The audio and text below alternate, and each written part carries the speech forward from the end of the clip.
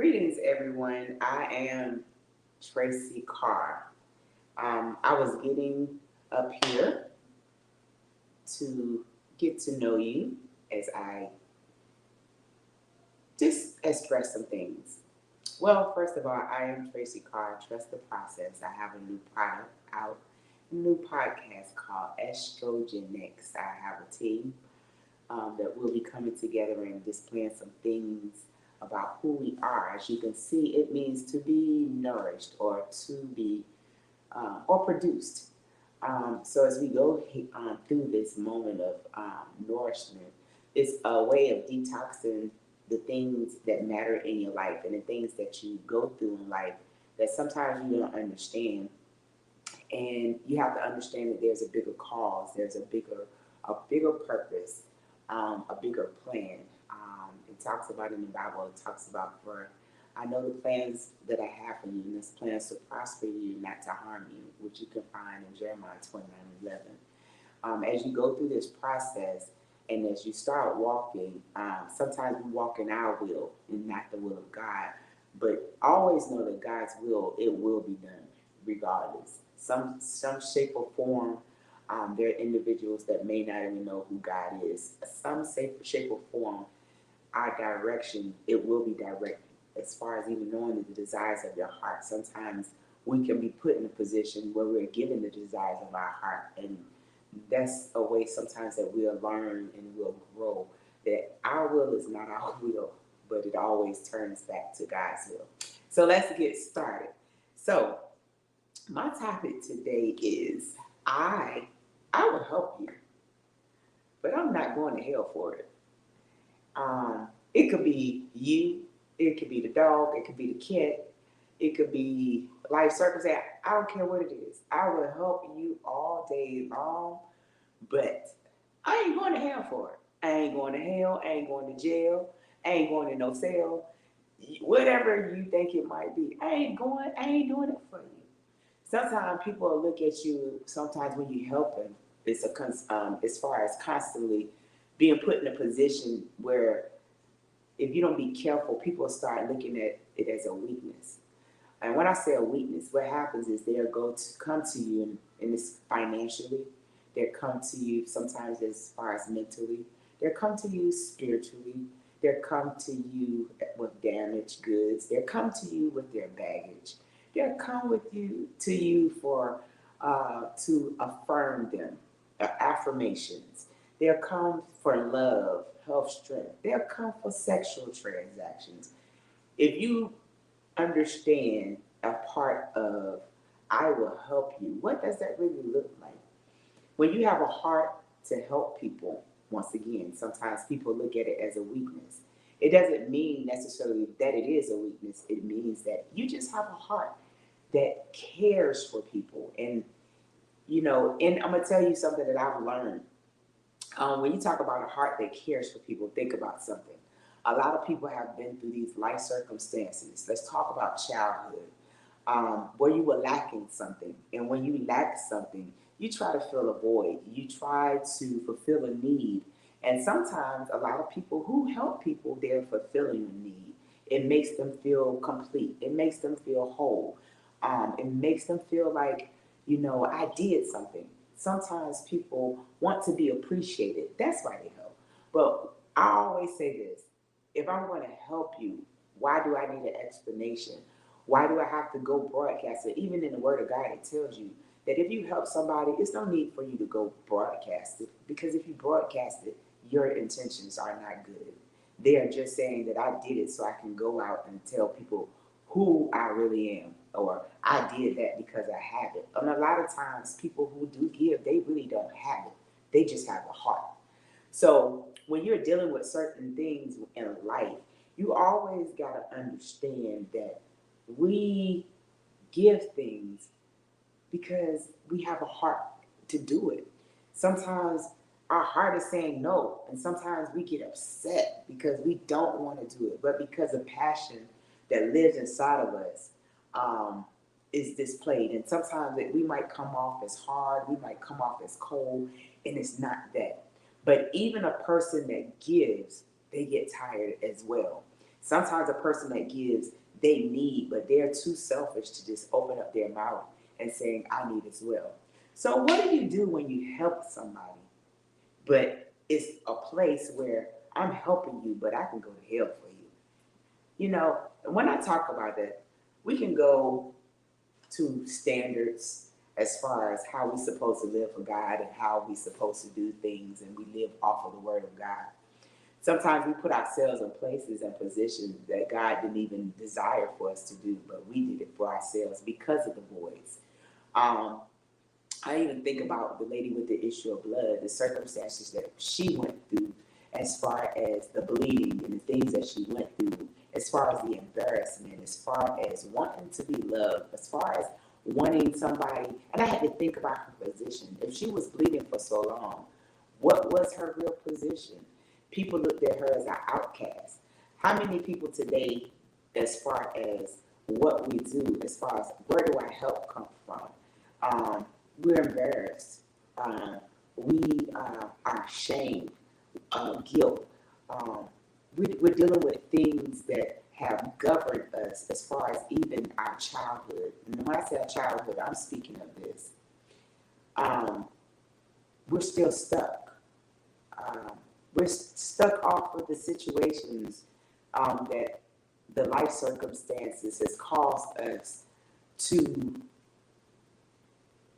become something that we aren't. We have built ourselves up off of the situation and not who we have become. And when I say that, let me break this down for you. So if I'm a 9-year-old, if I'm 10 years old, or even when I was born and I dealt with abuse, and if I deal with rebellion, I'm still going to have some of that character, but I let it define who I am. Knowing that I'm very humble. I have a great heart. I love people. But when those triggers hit, it shifts. How do I walk into that? Because I'm helping someone, and now it has become a trigger. I will help you, but I won't go to hell for you. The difference is this. I'm living a life off of fear. That false evidence that is appearing to be real. And what I'm doing is I'm taking it and I'm putting it into my circumstances. So the love that I have now shifted to the trigger. So now you're seeing the other side. I'm causing myself to go to hell because of my behavior. How do I trust that process? Well, first of all, in that process, you don't allow the bad to define who you are. Don't even allow the good to define. Find your purpose and intent and allow God to be the processor. Pay attention, be still, and know that I am God. If you be still long enough, you'll start getting the fact that those situations were only there to build you and make you stronger. Stop seeking from a word from people that you know. Stop seeking from yes people. Accept the no people. That way you can really hear where you're trying to go. With every situation, there is a cause and there is an effect. So when I talk about these things, I'm talking about I will help you, but I won't go to hell. Let's talk about this. Let's talk about situations that it appears to be one way, but on the outside, in the world, it looks a total another way. What I've learned is a lot of times you have to have a time, a place, and a space. And when you deal with time waits on no man. Let's deal with time. Time does not expose everything at one time. Time exposes time when it's supposed to expose time. Places, people, and things, they can be triggers. But places, people, and things can be beautiful. I can help you, but I won't go to hell for it. You have to decipher what is real and true in your life and where you're trying to go. Let's talk about health. I will help you, but I won't go to hell for you.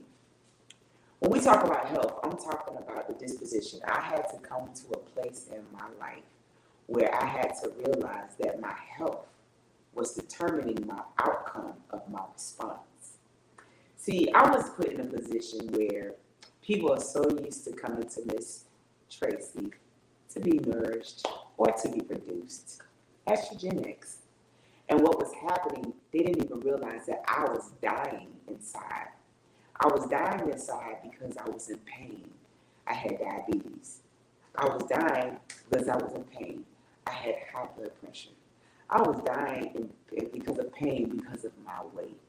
I was dying because I was in pain because I had rheumatoid arthritis.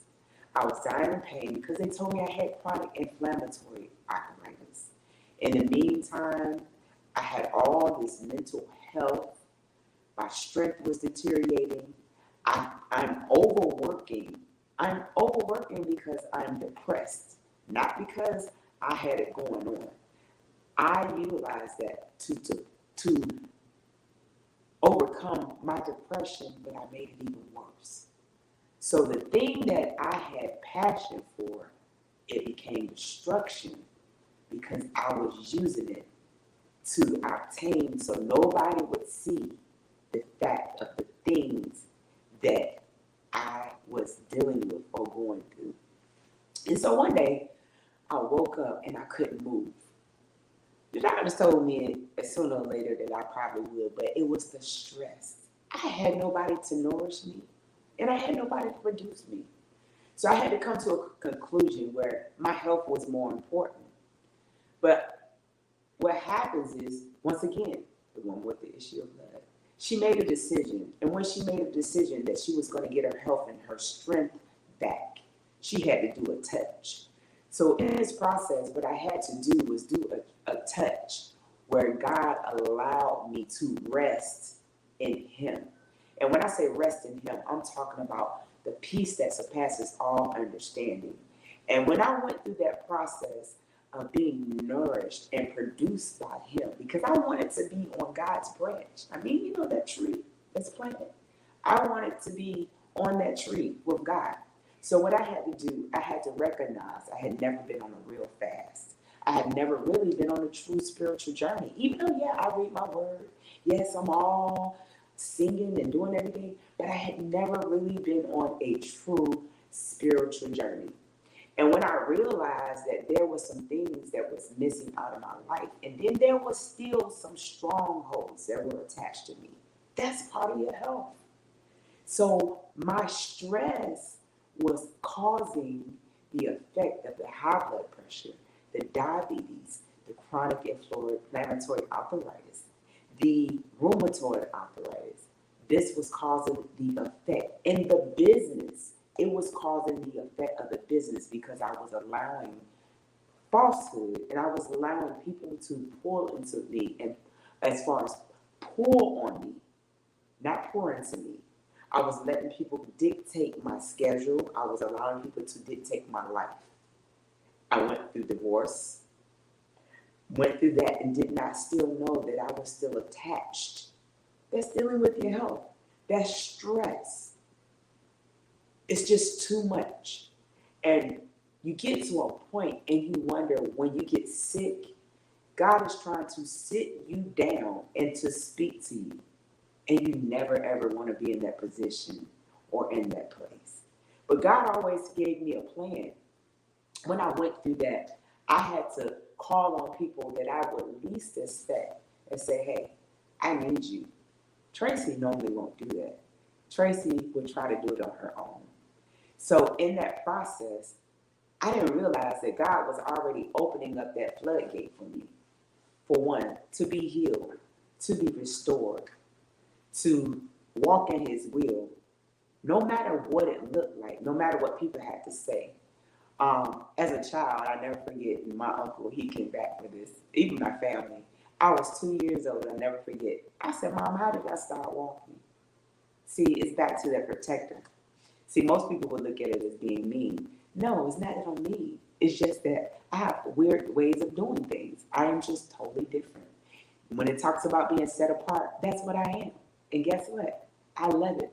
Either you like it or you don't. but I had to accept it. So I'm a little girl, and my uncle, he hit me. Uncle Robert, he hit me.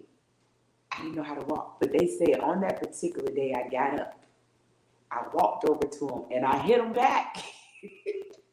So they knew that I was going to be somebody different. I was always rebellious and always a rebel. It was just crazy.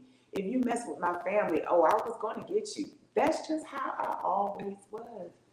But then it came to a point where I had to sacrifice some things that I did not like. One of them was my children, the loves of my life. Once again, dealing with your health and your strength. So then it became mental in this process. Mental, oh my God, I'm losing everything that I have. Oh, she got a business, she got it going on. But the things that were so much more precious to me was my family, my children. That's my family. You know, even with their father, he's an awesome person.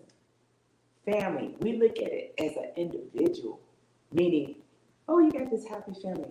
Sometimes it doesn't consist of having a spouse. Sometimes it could be you and your children. Sometimes there are single parents. I commend you all. Keep doing what you're doing. You had to be nourished and produced. At least you tried and still trying. Let's talk about how our kids get away. That's dealing with our health, our strength, and our mental. Let's talk about that one can of beans that might be in your house. That's your health, strength, and mental.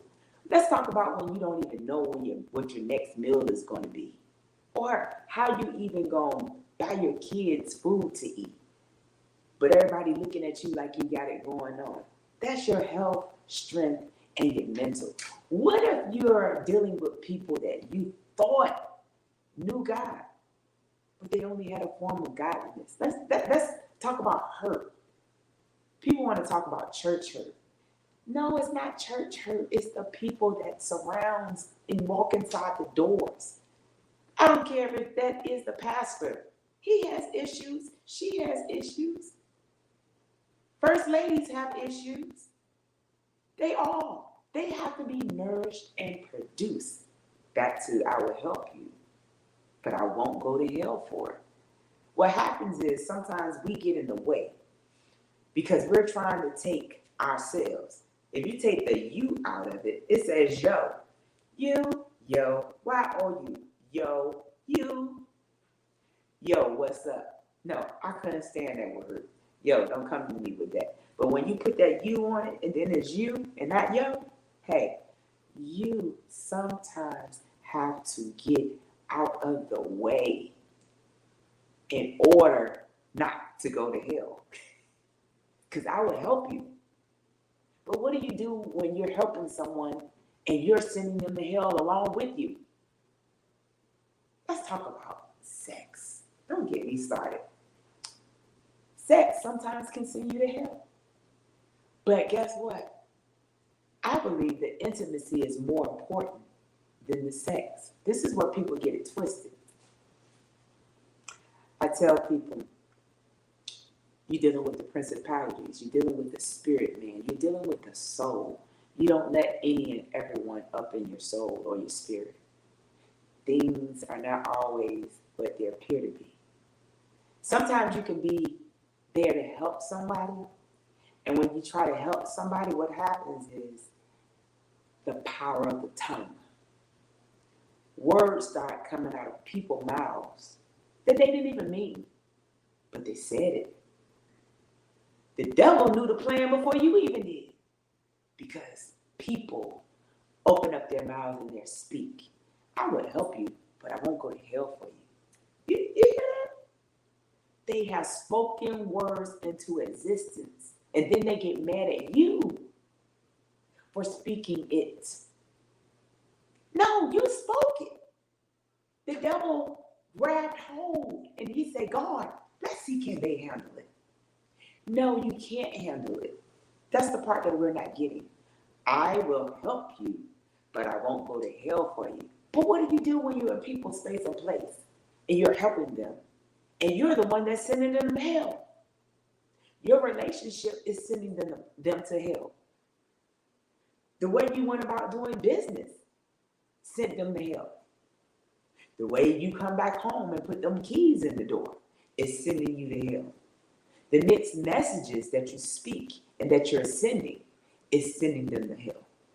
Not knowing when your assignment is over with is sending them to hell, because now you're dealing with emotions. You're dealing with mentality. You're dealing with the spirit, man. And God did not intend on any of that. Now your will is being done, not God's will. Now the nourishment is gone and the production is gone. So Estrogen X is here to help. So when you go through these life circumstances in this process, if you truly love God, avoid all extremes.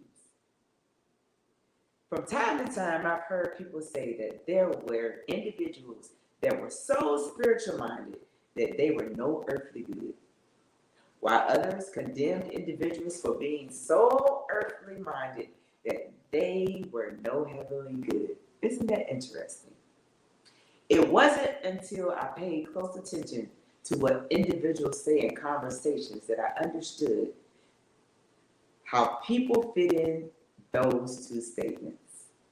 You may ask one person how they are doing, and there is always, blessed of the Lord, highly favored, too blessed to be stressed, even though there may be difficulties in their lives. On the other end, when you meet another individual, they all talk about is what they are going through. Did you meet anybody like that? Who makes them sick or negative opinions on every subject? They never mention God or show any signs that indicate a relationship with anyone, with God, or just someone special in their lives. I was about to take sides until God directed me to Ecclesiastes 7 in its entirety, that I give you the thought to ponder on and to think about. I will not write all the chapters, but I will summarize this thought by simply stating that a balanced life will keep you from thinking more of yourself than you ought to. It will also help you stop thinking of yourself than you truly are. Remember, I will help you, but I won't go to hell for you. It is good to grasp the one and not let go of the other. For man or woman who truly fears and respects God will avoid all extremes. Be sure to run with someone you know. God, yourself, and maybe your family, maybe not. I will help you, but I won't go to hell for you. So in this process of learning and growing, I have so much more I can talk to you. I just wanted to give you a snippet, and I'm not finished with this subject. Don't allow circumstances that have taken you through life to define who you are. And when I say define who you are, I'm talking about this. I'm talking about you can be bipolar, you can be schizophrenic, you can be an addict, you can be on drugs, you can be a sex addict, you can be all those things. You can be all those things, but don't let it define the outcome of who God wants you to be. Just be. Be the best that you can be. I'll help you, but I won't go to hell for you. Yes, there are some underlying statements that I have made in this subject because I'm going to go deeper, but I'm just trying to take you a little slow. You know, when I have my people up here with me. So I'm just giving you a little snippet. But in the meantime, trust God. Trust the process. Trust all that you do. You know, and going through these life circumstances, there are some things that I want you to start thinking about. I'm looking for something that I kind of wrote in my notes here. And when one of the things I talked about or thought about was when you talk about living here, and it's a situation or a place that is extremely unpleasant. If I'm helping you, I don't want to be in a place where it's extremely unpleasant because I ain't trying to go to hell for you. I just want to live life. Extremely pleasant is you bringing your trash, debris, and your baggage to me. I can help you, but I ain't trying to go to hell for you because I'm going to be mad because I'm dealing with your mess. Don't bring it to me. When you bring your chaos, I'll help you, but I ain't going to hell for you. Don't let it define who you are. Deal with it. Go find counseling. Go get some help. But don't go to hell for it. And don't allow the person that's helping you to go with you.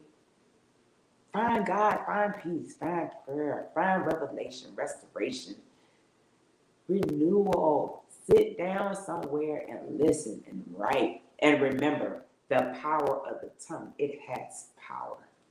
So I will be because God says that I will be. I am who I am because what God says that I am, not the circumstances. Be all that you can be. Lift him up if I be lifted up. I draw all men unto thee, me, thee.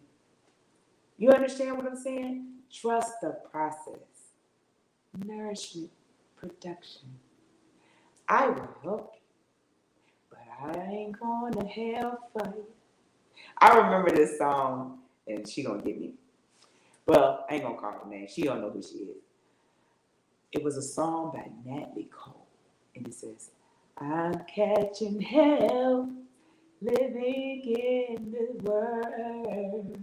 And what I tell you, I was catching hell because I got tired of listening to that song.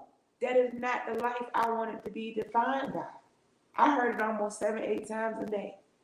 I'm catching hell, I'm catching hell, I'm catching hell, living in this world. Now, I ain't catching hell. I help you, but I ain't going to hell for it. I am Tracy Carr, Trust the Process, my new podcast, Extrogenetics. I want to nourish you, and I want to help whatever I can do. Love God, love people. I'm checking out Extrogenetics.